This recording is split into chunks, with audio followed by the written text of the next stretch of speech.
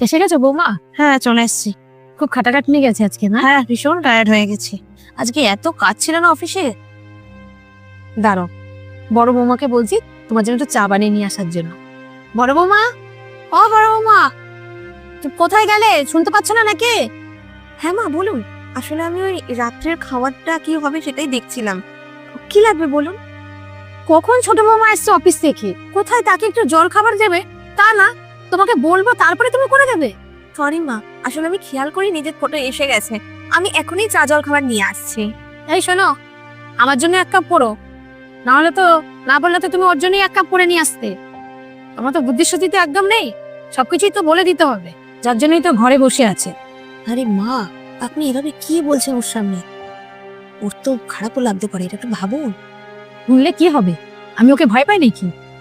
আর ওর দ্বারা কি আর হবে? ওই তো ঘর মোছা, বাসন মাজা আর রান্না করা ছাড়া। হ্যাঁ মা, আপনি একদম ঠিক বলেছেন।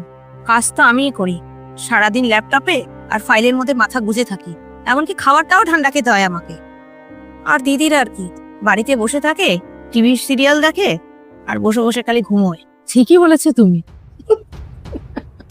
একদিকে একটা সুবিধাও আছে অশিক্ষিত হওয়ার, কি বলুন তো মা? বাইরের কোনো কাজ করতে হয় না, বাড়িতে বসে বসে শুধু ঘুমানো আর যা ইচ্ছা করা, তাই না? ভাগ্য যদি হয় এরকম হওয়া উচিত দিদির মতো। অশিক্ষিত হয়েও জীবনের সব আনন্দটাই নিচ্ছে। আর এসব ধরনের লোক না খুব অলস আর খুব ফাঁকিবাজে হয়। কাজ করবে একটা, কিন্তু দেখাবে বিশাল যেন কিছু করে ফেলেছি। ছোট, মুখ সামলে কথা বলো।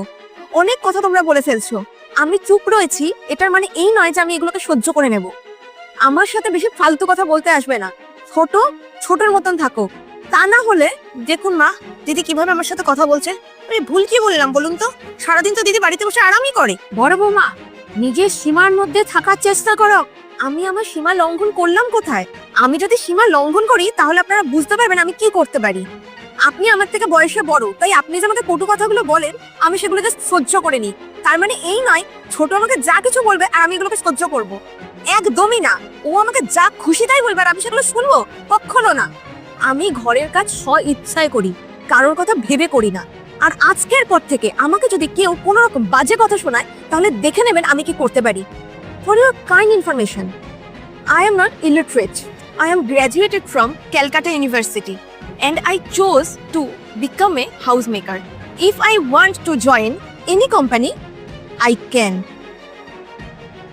Understand? নাকি অন্য কোনো ভাবে বোঝাবো? এবার নিজেদের চা নিজেরা করে নিন।